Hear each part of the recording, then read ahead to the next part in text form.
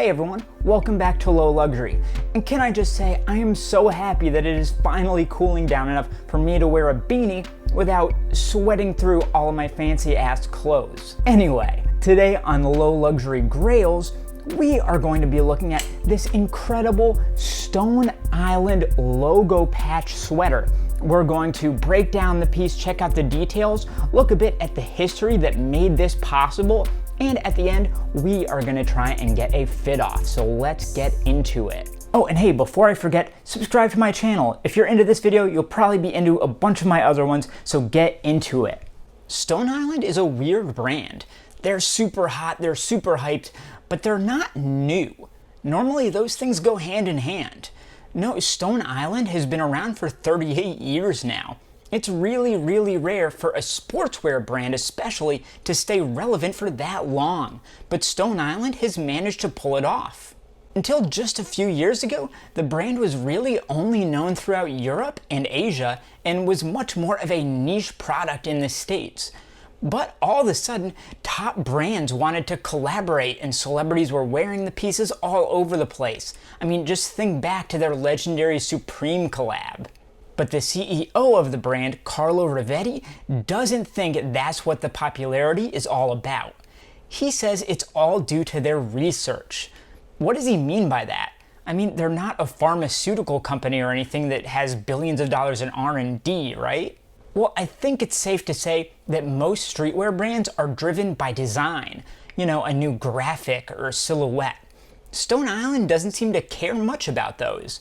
They tend to use very traditional sportswear silhouettes and stick quite rigidly to their iconic designs.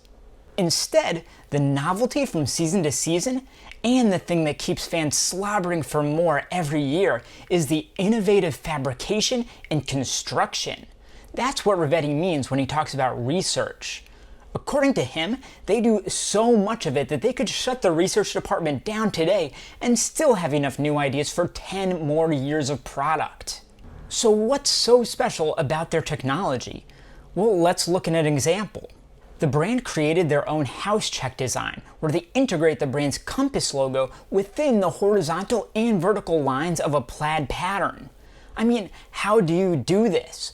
Well, you have to create an incredibly complex structure for the weave. They ended up going with a rare antique jacquard double cross fly shuttle loom. Ancient techniques for cutting-edge technologies. But it's not all about the high tech. It's also about finding the best ways to do the classics as well.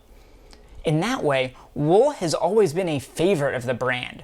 Rivetti speaks lovingly of the fabric, saying, "I come from an old weaving family. It's in my blood. Wool is an emotional thing to work with. It's the most noble cloth you can have." But what about that legendary logo patch? There's certainly no iconography they're better known for. Well, the brand's founder, Massimo Osti, was heavily influenced by classic military uniforms. With Stone Island being an Italian company, they obviously looked to that army for inspiration. The Italian army had these badges called mostrine that were in the collars of their uniforms. These showed which division the soldier belonged to. Just like the Stone Island badge, the mostrine were removable, a clear inspiration there. Its placement on the left arm is a bit harder to explain. Early on in the company's history, the badge moved around the body. It wasn't until a few collections in that it settled on the left arm for good. This makes sense.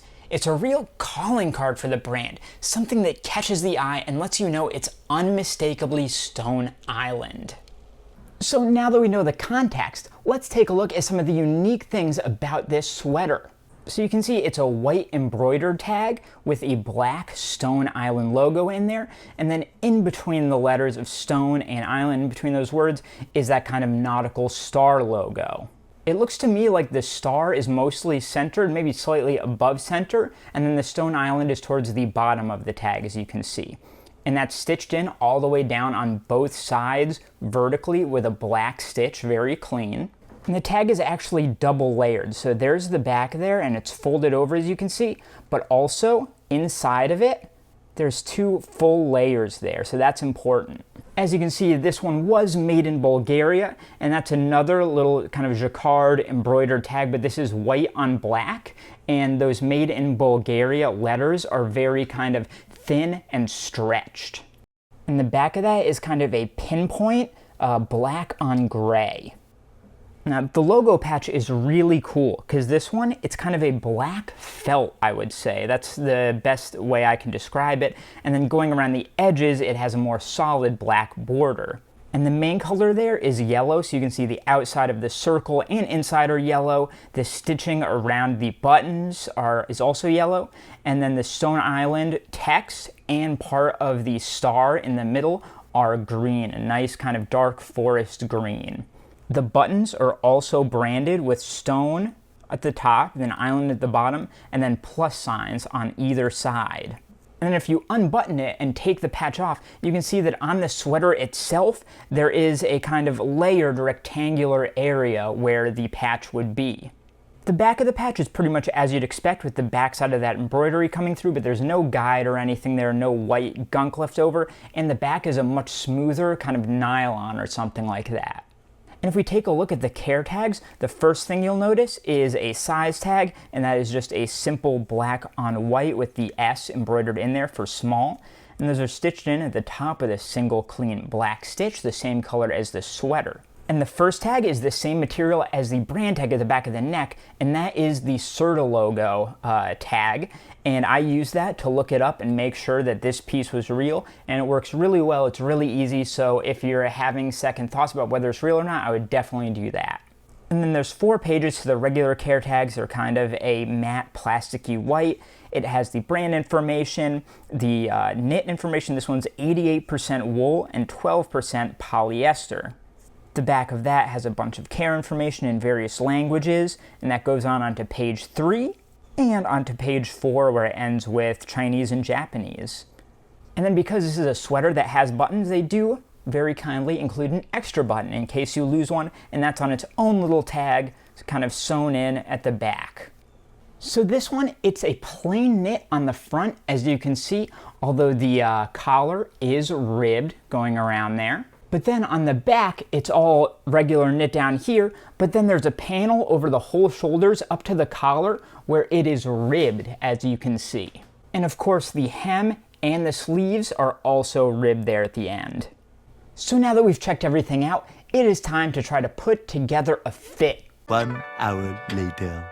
So this one was actually really interesting for me because usually when I'm going with a knit sweater, that would be more of a formal look, I would say. But in this case, I was thinking Stone Island always presents such a good opportunity to elevate street looks, so that's what I wanted to do here. I decided to go in a slightly more sporty, athletic direction. The first pairing I decided on were the bottoms, and I decided to go with these incredible wool Tom Brown joggers. So these do have that elevation and formality of a finer fabrication, which is wool, but of course the jogger silhouette is very, very street and athletic, so I thought this was a great fit, and that dark green color really goes with the black perfectly. For shoes, I decided on the new Converse CX. These are like an upgraded, more modern, sporty version of course, the Converse Chuck Taylors. It's kind of like they wanted to turn the Chuck Taylors into an Adidas NMD, and they're really cool. So again, that street look works really well here, and the color matches perfectly with the palette we're going with. Next, I wanted to accessorize, and the first thing I decided on is this really understated gold paperclip necklace from Saks Fifth Avenue. It's an incredible piece, it's made in Italy, super, super fine stuff, but it's just a nice little bit of bling without going over the top. Continuing with the street style, I figured that a hat was definitely in order, and I went with another one of my Noah pieces of headwear. And I think they make some of the best hats in the game, and this mohair, kind of mustard yellow one is no exception. Finally, I wanted to go out with a bang and layer this with a real statement piece to put it over the top. So I decided to cap the look off with this insane Random Identities duvet puffer coat. This thing looks very athletic and luxe at the same time, and it's really a great way to make you stand out in a crowd. So I think this look turned out great. It's both refined and relatable, and I think anybody could pull it off. And with that, I think we've covered everything, so thank you for watching. Take a look at the other video on screen here, subscribe to my channel because that is so helpful to me, like this video, and I'll see you next time.